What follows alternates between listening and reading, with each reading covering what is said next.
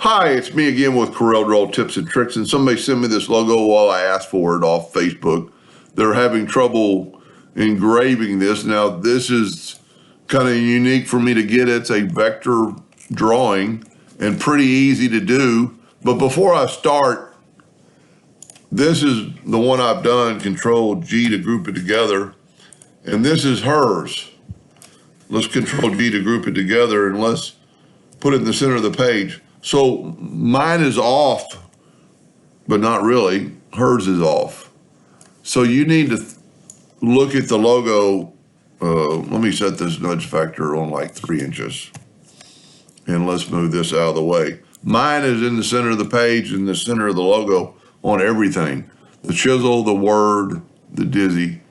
So if we move that out of the way, and I'm just critiquing it because it's the way it needs to be.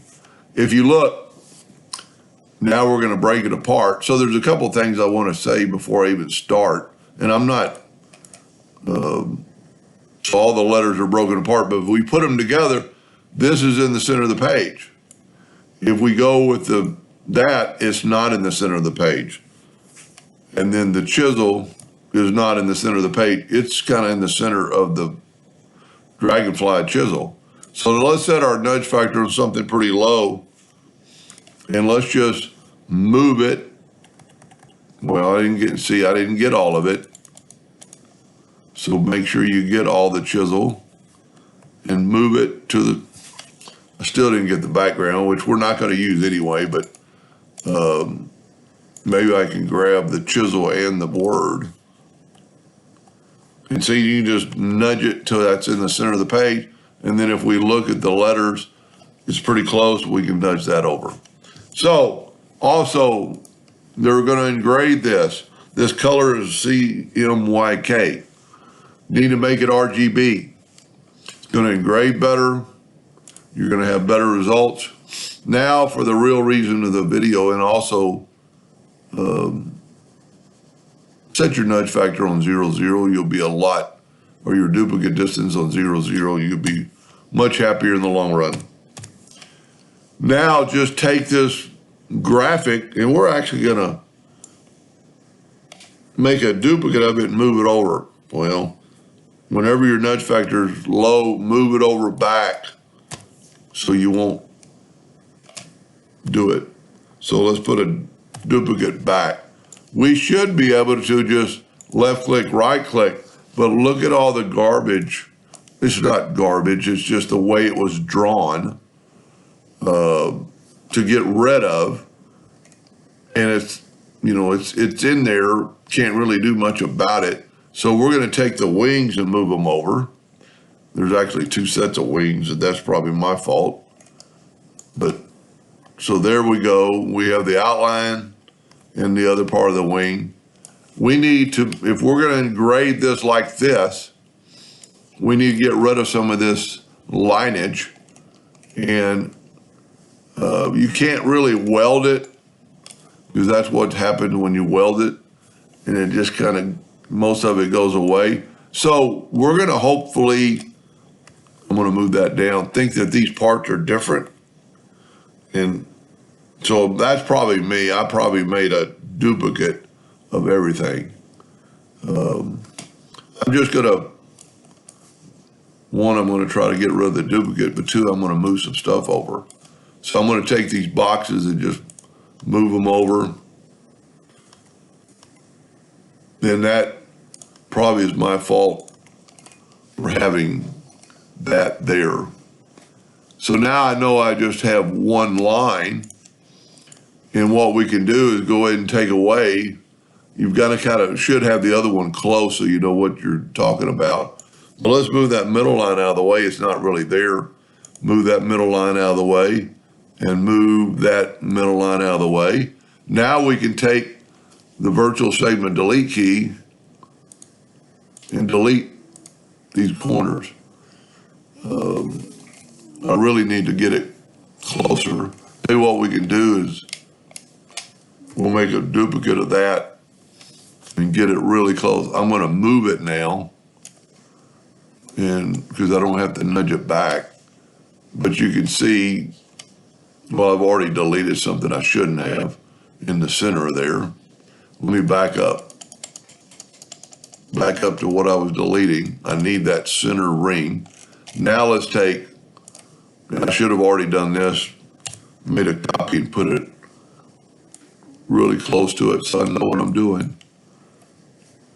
And we don't want to move this, we want to nudge that. So just take your virtual segment delete key and we're just deleting lines we do not need because the Smart Fill tool is going to fill it in.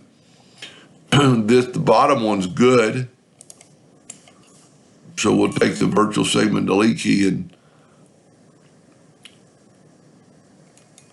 it's pretty sad you can't see what it looked like.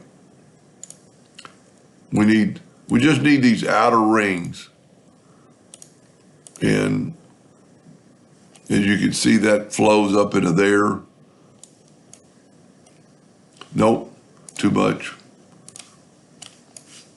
So this taking longer than you would think it would, but there's really no other way. And I think, well, I took away too many lines. It should be this line. And then we need for it to flow through here. So just fill this in. Now it's probably going to leak because look at the nodes. So with the possibility of leaking, we're going to take a rectangle and we're going to take the Smart Fill tool, set on black, and it didn't leak. It's good enough. That's our black part. We're going to take away any line that was on there. And there's basically our butterfly. I'm going to have to nudge it pretty far over. But now what we need to do is get rid of the center of the other butterfly. So there's really two things we can do. Because these are lines, we can just take the virtual segment delete key and delete these lines. Whoop. Sometimes if it's too aggressive, it'll do that and go back and see it didn't do it that time. And you could, by the time you figure out front minus back or weld, you're going to have it done. Just make sure you kind of get it all. Because we only want the outside of the butterfly. And I could have definitely, see on the ones that are really close, it's just difficult. If I would have left the outline there, let's just do that. If I would have left where I have this as a solid fill, if I would left click, right click, now we've got an outline and we can get a lot. See, I've actually deleted a line, but we can put that line back.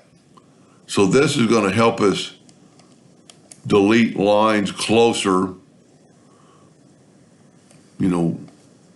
It's kind of hard to understand, maybe. But we could take a 2-point line and fill this in. And then just use the Smart Fill tool again. The lines that are in here are hidden, so they don't really matter. I'm going to take away one more line. And you could probably, this is pretty smart, maybe just do it all beforehand with, these lines. Just get rid of these lines that are going to be in the way. And I see why this didn't fill in a while ago.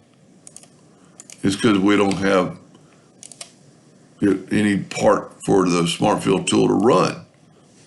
We don't have it, we got it blocked.